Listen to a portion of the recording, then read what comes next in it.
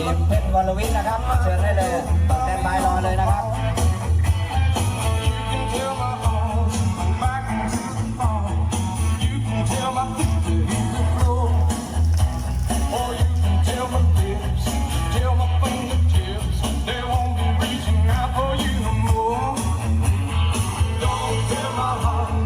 การแสดงให้เข้ากับบรรยากาศนะครับ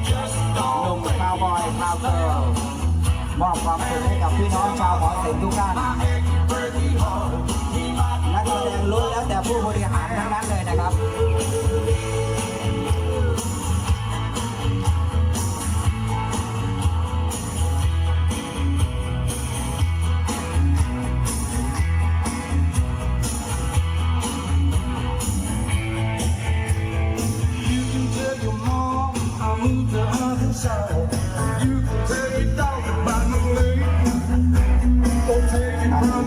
ทีมอาจารย์จำลองนะครับ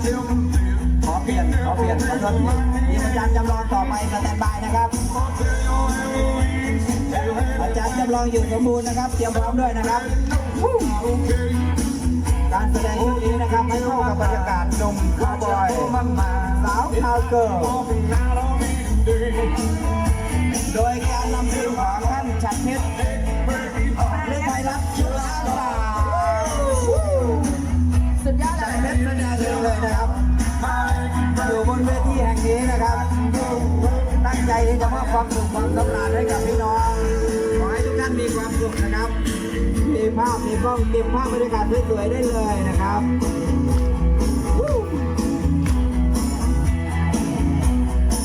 สุดยอดมากนะคะท่านผู้นำทำได้ทุกอย่างเลยต่อไปทีมท่านอาจารย์จำลองนะครับเตรียมตัวเลยสแตนบายรอข้างเวทีเลยนะครับ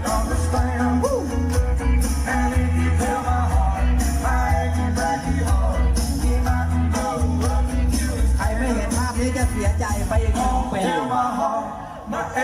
เพราะการแสดงปีหน้าจะเป็นการแสดงชุดใหม่แล้ว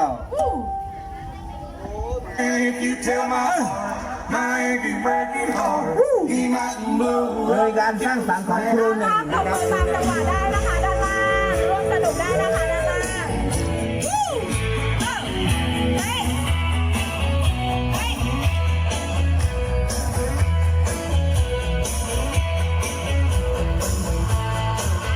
นี่คือความสุดยอดของการแสดงนะครับล้วนแล้วแต่มนุษย์เงินแสนเงินล้านกันทั้งนั้นที่จะมอบความสุขความสำราญให้กับพี่น้องชาวหอศิลป์ทุกท่านนะครับขอให้มีความสุขกันเลย